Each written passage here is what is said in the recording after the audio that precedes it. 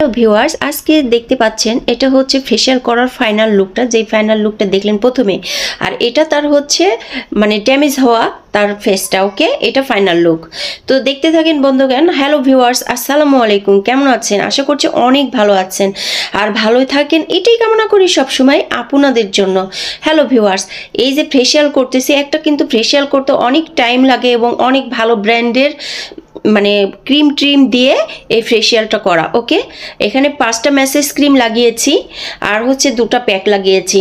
আর even আপনার যে ফেসটা প্রথমে ওনার যেই মুখটা ড্যামেজ হয়ে গিয়েছে, একদম চোখে কালো, মুখে এগুলো সব কালো হয়ে গেছে, ঠিক আছে? তো এগুলোকে আমি এখন রিমুভ করে ফেলবো।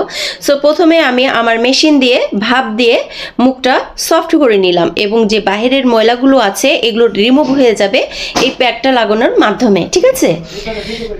তো যেই প্যাকটা লাগিয়েছি এটা 15 থেকে 20 মিনিট লাগিয়েছি। তো এই প্যাকটা লাগানোর পর যখন আমার ভাপ দেওয়া প্রথমে হয়ে গিয়েছে, সো তারপরে এই প্যাকটা লাগিয়ে এটা 20 মিনিট লাগালাম। ওকে, 20 মিনিট লাগানোর পরে এটা আমার হয়ে গেছে।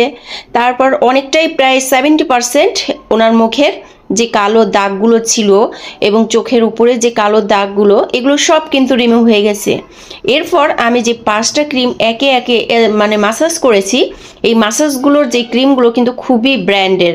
তো এটা আমি নাই বা বলি, কারণ কিছু কিছু কথা আছে যেগুলো আমরা গোপন করে থাকি পার্লারের, কারণ সবগুলোই যদি বলে দিই তাহলে তার পার্লারের কেউ আসবে না, বাসায় বসেই করবে। কিন্তু হ্যাঁ, আমরা যতই বলে দিই না কেন, বাসায় বসে করা ইভেন আর পার্লারে করার মধ্যে 100% ডিফারেন্স। ওকে, তাহলে বাসায় প্রতিটা বাসাতেই আজকালকে করতো, কারণ এটা হচ্ছে ডিজিটাল যুগ আর সবাই সব কিছুই জানে।